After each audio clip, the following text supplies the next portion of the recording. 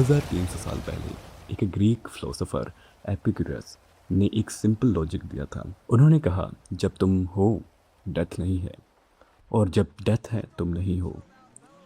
तुम मरते हो, आंखें बंद होती है, और अगले सेकंड क्या होता है? नया जन्म, दूसरी दुनिया, हेवन, हेल, या कुछ भी नहीं। आज हम इस सवाल का जवाब साइंस के थ्रू ढूंढेंगे, बिना किसी डर के। एक मिनट के लिए एक चीज़ ट्राई करो। याद करो, तुम अपने जन्म से पहले कहाँ थे? जब तुम एग्जिस्ट नहीं करते थे, तब क्या फील हो रहा था तुम्हें? कोई अंधेरा, कोई बोर्डम, कोई वेटिंग? नहीं, कुछ भी नहीं। कुछ भी नहीं था, क्योंकि तुम थी ही नहीं जो फील कर सकते। वो एक नॉन एग्जिस्टेंस था, और उसमें कोई फियर नहीं था, कोई पेन नहीं था, बस शुद्ध नथिंगनेस। अब साइंस का जवाब समझो।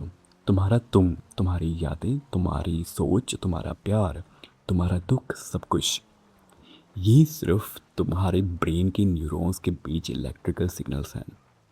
करोड़ों कनेक्शंस लगातार फायरिंग करते हुए।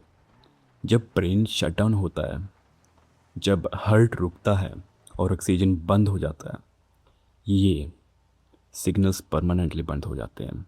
और जहाँ सिग्नल्स नहीं, वहाँ एक्सपीरियंस नहीं, कोई दर्द नहीं, कोई अंधेरा नहीं, कोई वेटिंग रूम नहीं, बस वही नथिंगनेस जो तुम्हारे जन्म से पहले थी।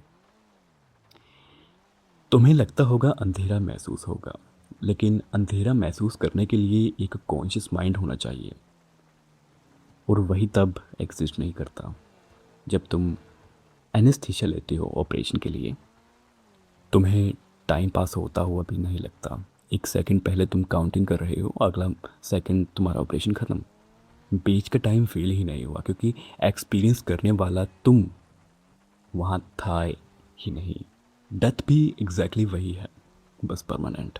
2300 साल पहले एक ग्रीक फिलोसोफर एपिक्यूरस ने एक सिंपल लॉजिक दिया था। उन्होंने कहा, जब तुम हो डेथ नहीं है, और जब डेथ है तुम नहीं हो। मतलब तुम्हारा और डेथ का आमना सामना होता ही नहीं। तो डरने की ज़रूरत किस चीज़ की?